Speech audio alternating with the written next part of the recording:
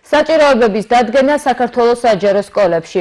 მასწავლებლები, მშობლები და მოსწავლეები სპეციალურ კითხვარს ავსებენ, რომლის მიზანით სასწავლო პროცესთან დაკავშირებული საკითხების გაანალიზების გზით განვითარების პრიორიტეტული მიმართულებების განსაზღვრაა. კითხვარის საშუალებით გამოვლინდება ძლიერი მხარეები და გამოწვევები, ასევე განისაზღვრება განვითარების პრიორიტეტები.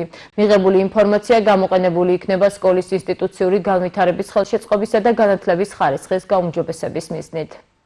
საკითხი ეხება სკოლის საჭიროებების კვლევას, თუ როგორი უნდა იყოს 21 საუკუნის სკოლა და ზოგადად რესპუბლიკაში ჩვენი სკოლები უფრო მეტად რა კუთხით საჭიროებენ განვითარებას. კითხვარი საკმაოდ მოცულობისაა, არის ძალიან აქტუალური საკითხები. მინდა გითხრათ, რომ ჩვენი სკოლა აქტიურად ჩაერთო ჩვენ ჩავთეთ როგორც დაწყებითი საფეხურის, ასე საბაზრო და საშუალო საფეხურის კითხვარს ავსებენ როგორც მოსწავლეები, აგრეთვე მათი მშობლები, მასწავლებლები და დირექცია.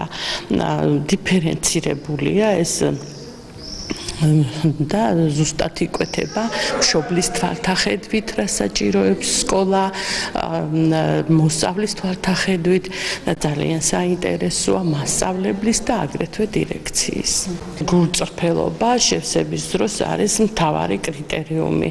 ჩვენ ავსაჭიროებთ ფორმალურ ქმედებას, ანონიმურია კითხვის შევსება და ეს ანონიმურობა გარანტიას აძლევს მოსწავლესაც, მშობელსაც და მასწავლებელსაც, რომ თავისი მხედვა გამოთქვა სრულყოფილად და ზუსტად რასაც მიიჩნევს საჭიროდ სწავლის პროცესის შესახებ, ინფრასტრუქტურის შესახებ, პროფესიული ზრდის შესახებ და ძალიან საინტერესოა მოსწავლის თვალთახედვა და მშობლის თვალთახედვა.